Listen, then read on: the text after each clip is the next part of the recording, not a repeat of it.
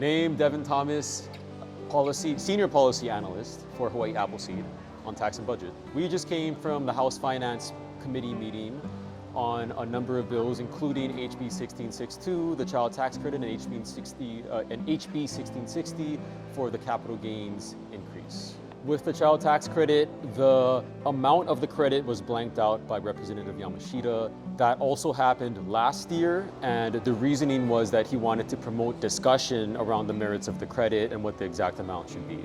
I am overjoyed to testify in support of the child tax credit on behalf of Hawaii Appleseed. We have almost grown accustomed to poverty being a permanent reality, being something immutable that we can't change, when the reality is we can change it. And the child tax credit is proof of this. At the federal level, the federal child tax credit cut child poverty by 40% in 2021 when it was expanded. That's 2.9 million children lifted out of poverty. The single most effective anti-poverty program in the history of the United States. And we can implement this in Hawaii as well at the state level. To do so in Hawaii would represent a historic decline in the child poverty rate. We know how to solve child poverty. This is the way to do it. And from our perspective, this is simply the best, most effective way to help Hawaii's children. Families are also having difficult challenges to balance their budget. Many of them, over 100,000 of them, are not making enough just to make ends meet themselves. This child tax credit can help give them closer to that, so they're not having to skip meals, so they're not having to sleep on other people's couches, going into the red in their bank account, going into the red in their health and their sleep by working many jobs. This is not the reality that we want for our families, and this child tax credit can get us closer to where we want to be.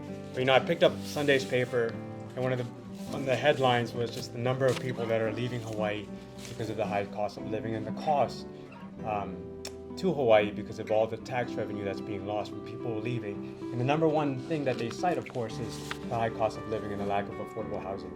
So just in 2020, or since 2020, over almost 37,000 people have left the islands. And that equates to almost $62 million in lost revenue every single year. When I did my taxes last year, we would have qualified for almost $500 for 2 kids and cash back that we could have used.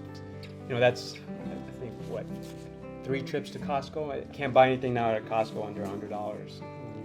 That's a few trips to Costco that we could have definitely used that money for. But for Alice families, just a survival budget is $104,000 for a family of 4. $104,000. And because of the tax credits that they get back, that drops down to $85,000 in 2021.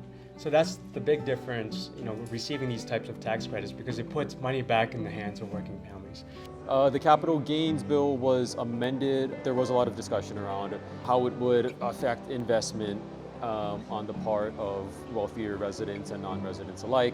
It does seem, though, that Representative Yamashita understands the need to have other options for generating tax revenue on top of the state property tax that he wants to implement and has been wanting to implement for years now. So we appreciate that part of the discussion, that he is more receptive this year, especially given the huge budget gap left by the Maui wildfires. We believe in tax equity as Hawaii Appleseed, and we believe that the wealthy should be paying their fair share towards the government services that we all benefit from. On that matter, capital gains, the way they're currently taxed in Hawaii, gives the rich an advantage because they get taxed at the flat 7.25% rate. We believe that it's simply logical to be taxing all of their income at the same rate, regardless of where it comes from. Their income from work, if you're in the 11% income bracket, that should be taxed at the same rate as your capital gains made from assets like stocks and bonds. Doing so could generate upwards of $132 million in the first year for the state to use towards a variety of priorities that are desperately needed right now. The burden of this tax increase, as the data shows, falls pretty squarely on the wealthiest among us. So 85% of this increased tax burden would fall on taxpayers earning above $651,000. So these are not working class families. These are not those who are struggling. These are those who can afford to pay for this increase, and that is why we're supporting this bill.